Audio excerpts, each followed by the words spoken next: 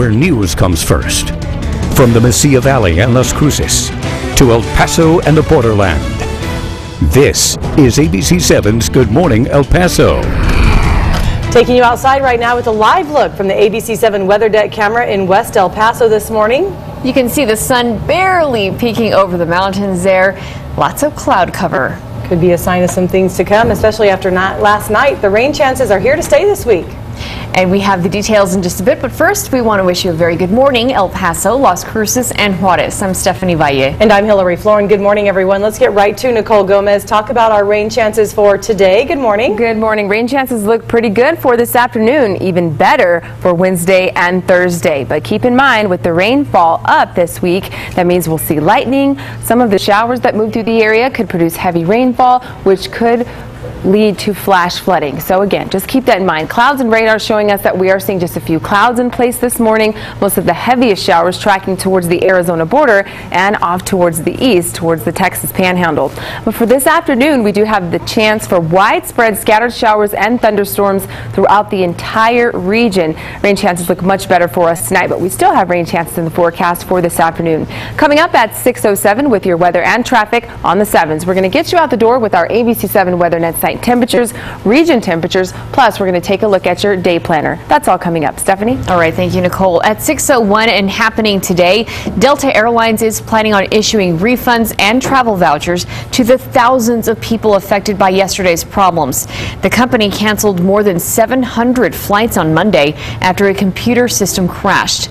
The airline posted an apology video on its website and is still urging passengers to check the status of their flights before heading to the airport, because already there have been hundreds of cancellations and delays today. ABC7 has made it easier for you. Just head over to our website, KVIA.com, and click on the airport flight information at the bottom of our homepage. And happening today, a committee tasked to craft the El Paso ISD's latest bond proposal is expected to go before the Board of Trustees. It presents the largest proposal in the city's history. Good morning, El Paso's Denise Olivas is live with the details. Denise. And behind me is Coronado High School, one of the schools proposed to be completely rebuilt. Today, the Board of Trustees will learn everything that is included in the more than $668 million bond. And if they have no objections to the bond, then come November, voters will go to the polls to vote on it. The district is reporting a loss of 5,000 students a year, each taking with them about $6,000 in state and federal money. And that's a loss of about $30 million by the year 2021 and 25,000 fewer students. The number is continuing to drop the following year. The Facilities Advisory Committee is made up of 80 people, and they had to decide which projects would move forward. The committee included parents, grandparents, military members, and students. Zach Lyons, one of those members, says this will mean a tax increase. Yes, it's a partial increase. No one likes to pay more, but look at what you're getting in the outcome. Look at what your kids are getting. Look at what your grandkids are getting. Look at what the future generations are getting, and look at what our biggest district in the city is going to get out of this. It's kind of reminiscent of the city bonds. Where do we want to go as a community? And coming up in our next half hour, we'll go over some of those projects that are included in the bond proposal and just how much money Coronado will get to be completely rebuilt. For now, we are live in West El Paso. Denise Olivas, ABC7. Thanks so much, Denise. And now to round the clock coverage. One man is behind bars this morning after a SWAT situation that involved children. It happened on the 700 block of Penndale around 8 o'clock last night. You can see police were blocking access to nearby streets. Police say it all started as a family violence call between a husband and a wife. They were able to evacuate the wife. Afterward, police say the man barricaded himself inside the home and refused to cooperate. 2 hours into that SWAT situation, police arrested the man on family family violence charges. Now, police say there were 2 children inside the home at the time, but they are safe this morning. Police also said one person was hurt, but they didn't say who or the extent of the injuries. Happening today, the murder trial continues for Adrian Garcia. Police say he killed his girlfriend back in 2013. Garcia could face up to 99 years in prison if convicted. Police say he was 18 at the time and allegedly strangled 15-year-old Alejandra Arango. Photos of the victim's body in the bathtub and during the autopsy were shown several times to the jury on Monday, but Garcia never even glanced at those photos. His defense is now working to discredit the autopsy report. ABC 7 will be in the courtroom later today and bring you updates. The rider of a motorcycle that crashed in West El Paso has been identified. Police say 31-year-old Gabriel Shafino was speeding before he lost control and crashed around 7 o'clock on the 5600 block of Mesa.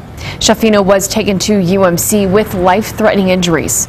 Police say a 24-year-old Marlene Bedoya was also riding with him but did not suffer serious injuries, and neither of the riders were wearing helmets. And now to an ABC 7 update. The water park in Kansas City, Kansas will remain closed today after that 10-year-old boy died on a water slide over the weekend.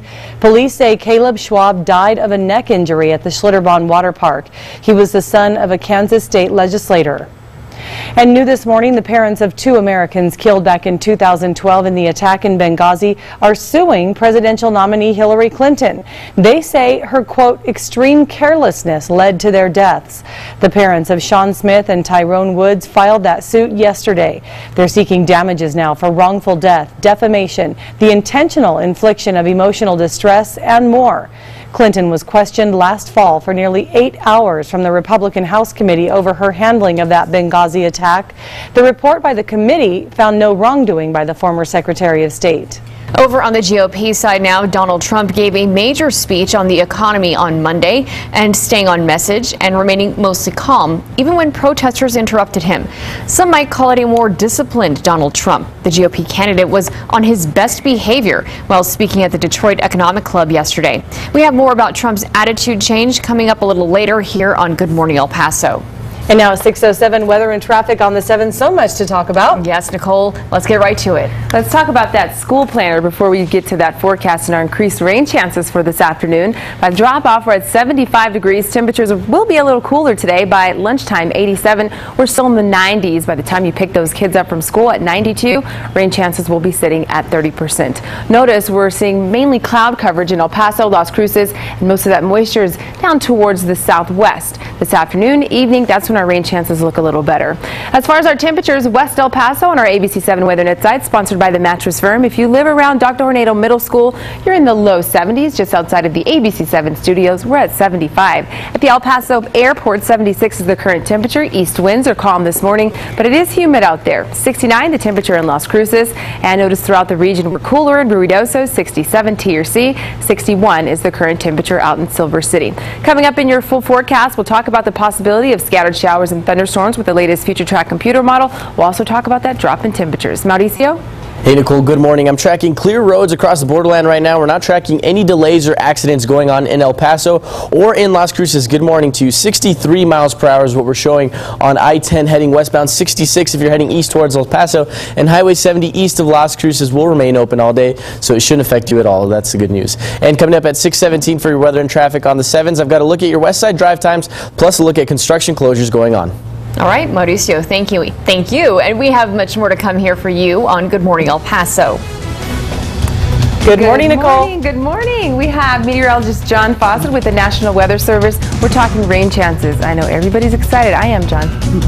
Yeah, that's the kind of thing that we look for, especially when we had a slow start this summer. We're going to talk flash floods coming up after the break. We're tracking big changes in the forecast. It is 6:09 and this is ABC 7, where news comes first.